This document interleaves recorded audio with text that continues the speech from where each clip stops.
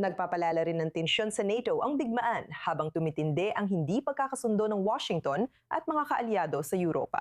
Si Pangulong Donald Trump ay lalong nadidismaya sa mga miyembro ng NATO na tumangging suportahan ang kanyang kampanyang militar laban sa Iran, lalo na sa pagbabantay sa Strait of Hormuz.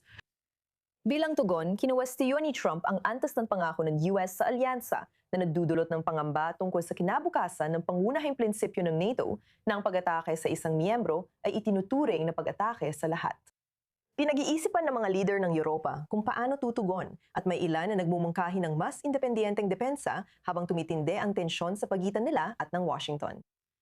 Kasama rin natin na yan si Pyotr Kruzin, dating UN opisyal at eksperto sa geopolitika. Piotr, natutuwa kaming makasama ka sa I-24 News English. Nakikita natin ang pagkakabahabahagi sa UN, kahit sa mga batayang hakbang tulad ng seguridad sa Strait of Hormuz. Kaya paano nga ba naapektuhan ng mga pagkakabahabahaging ito, kung naapektuhan man, ang mga panloob na gawain ng NATO? Siyempre, laging isang kasiyahan ito. Ibig kong sabihin, malinaw na isa itong mahalagang sitwasyon para sa alyansa. Ito ang pinakakomprehensibong alyansa sa seguridad ng ganitong uri. 8 putaw na. At hindi pa natin nakita na ang pangunahing tagapagdisenyo o ang pundasyon nito, ang Estados Unidos, ay lehitimong nagbabantang baguhin ang kanilang relasyon. Ginamit ko ang pananalita ngayon dahil hindi basta-basta umalis ang US.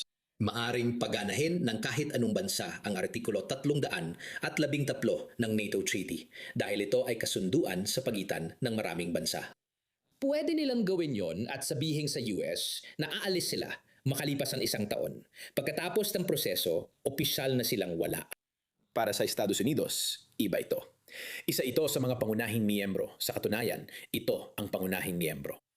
At naisa batas ito sa batas ng US mga 2 taon na nakalipas na kilala bilang National Defense Authorization Act na hindi basta-basta maaring umalis ang presidente ng US sa NATO ng mag-isa. Kailangan itong paumanhin, aprubahan ng 2/3 ng Kongreso. Kaya hindi ito kasing simple ng basta ka na lang aalis. Pero tiyak na maaring pahinain ni Trump sa simbolikong paraan ang paninindigan sa alyansa. At dahil dito sa teorya, mas nagiging matapang, karamihan dito ay teorya lang, mas nagiging matapang, hindi ko alam, ang China, Russia o kung sino man na umatake o magbanta o kung ano pa man sa anumang bansa na bahagi ng NATO. Sige, pag-usapan natin yan. Pagdating sa particular na nakikita natin dito sa rehiyon, gaano kalaki ang kinalaman ng Iran sa sigalot na ito? Gaano kalaki ang papel ng US, China at Russia dito na parang sinusubok nilang isa't isa kahit hindi direkta? Ibig ko sabihin may teorya na inilalagay ng ilang tao na bahagi raw ito ng isang malaking estratehikong plano laban sa mga Chino. At para magawa yon, kailangan mong alisin ang Venezuela, kailangan mong alisin ang Iran. Kailangan mong tanggalin ang mahahalagang infrastruktura, langis at supply ng China. Oo, gets ko ang argumento pero sa tingin ko medyo malabong mangyari to sa administrasyong ito. Malinaw na masyadong marami ang sinubukan ni Trump kaysa sa kaya niya. At maaring hindi magustuhan ng ilan pero siya mismo ang piniling pasukin ang digmaang ito. Sa totoo lang, mas nagiging subjective ako dito. Ni minsan hindi siya kumonsulta o nagbigay babala salinman sa mga kaalyado ng NATO. Kaya walang legal na obligasyon ang mga miyembro ng NATO at tama lang naman na makialam dito. Kung tingin mo dapat silang makialam o hindi, ibang usapan na yon. Pero sa batas, may Artikulo 4 ang NATO para simulan ang konsultasyon. Ginamit ito ng Poland noong huling bahagi ng nakaraang taon na manggulo ang mga Ruso sa silangang Europa. Ganito ito ginagawa gamit ang lehitimong alyansa, hindi lang basta estratehikong pakikipagtuwang gaya ng mga Chino o Ruso. Mas komprehensibong kasunduan ito sa pagitan ng 32 o mahigit 30 na mga bansa. Epektibong pinawalang bisa ni Trump ang bahagi ng mahalagang kasunduang iyon. Ngayon, tinatakot niya sina X, Y at Z dahil hindi niya makuha ang gusto niya. Kaya tiyak na bahagi ito ng mas malawak na laro ng multipolaridad o kompetisyon ng mga makapangyarihang bansa. Hindi ko iniisip na ito ang pangunahing dahilan kung bakit pumasok si Trump sa giyera sa Iran. Malinaw na malakas ang ugnayan ng Tel Aviv at Washington. Nagpasya si Trump na subukang isulong ang pagpapalit ng rehimen pero hindi pa tiyak kung mangyayari ito. Sensitibo rin ang NATO. Huling punto na gusto kong sabihin. Hindi ibig sabihin na automatic na-activate ang Artikulo 5 kapag inatik ang miyembro ng NATO. Nagkaroon na ng pagpasok sa himpapawid ng Turkey dahil sa mga projectile ng Iran. Pero sa tingin ko, malabong hilingin ng Turkey na makialam ang NATO. Ang Turkey ay may ikalawang pinakamalaking standing army at malakas na puwersang militar. Tulad ng nakita natin, hindi nila ginamit ang Article 5 ng salakay nilang Syria noong 2019 para gumawa ng buffer zone. Kaya sa tingin ko, wala masyadong kaugnayan ang NATO dito maliban sa mga implikasyon nito para sa relasyon ng US, Europa at iba pa. Kung ganon, tungkol naman dyan, anong mensaheng ipinapadala nito sa pamamagitan ng isang napakapublikong pantatalo? Anong mensahe ang ipinapadala nito kahit sa mga kalaban tulad ng China at Rusya habang pinapanood nila ang lahat ng ito na nangyayari tulad natin? Sa tingin ko, muli, hindi ako masyadong nadadala sa pag-iisip kung gaano karami ang binabalak ng mga alternatibong kapangyarihan. Malinaw na nagpapadala ng intelihensya ang Rusya sa Iran. Ang pinakamamalaking panalo rito ay Rusya. Malinaw ito. Si Putin ay kumikita ng $150 milyong kada araw mula sa kita sa langis. At ito ay isang napakalaking biyaya para sa kanyang ekonomiya na talagang bagsak noon. Hindi ko maidinan sapat kung gaano kasama ang ekonomiya ng Rusya noong simula ng Enero. Kaya ito ay isang malaking ginhawa para sa kanya. Pero mas komplikado ang Sina. Medyo duda ako sa lawak ng papel ng China dito. Palihim ba nila itong tinatanggap? Posible kasi parang sapat na para sa kanila ang hindi kumilos. Nagmamasid lang sila, hinahayaan si Trump na sirain ang mga ugnayan at buluhin ang malaking bahagi ng internasyonal na sistemang pumapabor sa alyansa ng US at sa hegemonikong kapangyarihan nito. Nagmamasid lang ang China. Ang patakarang panlabas nito ng hindi panghihimasok at ng tinatawag nilang soberanya o ayon sa kanilang sinasabi ay mas kaakit-akit para sa mga third party na bansa. At ang huli kong punto ay simple lang, maraming benepisyo ang China mula sa makabagong sistema. Tama?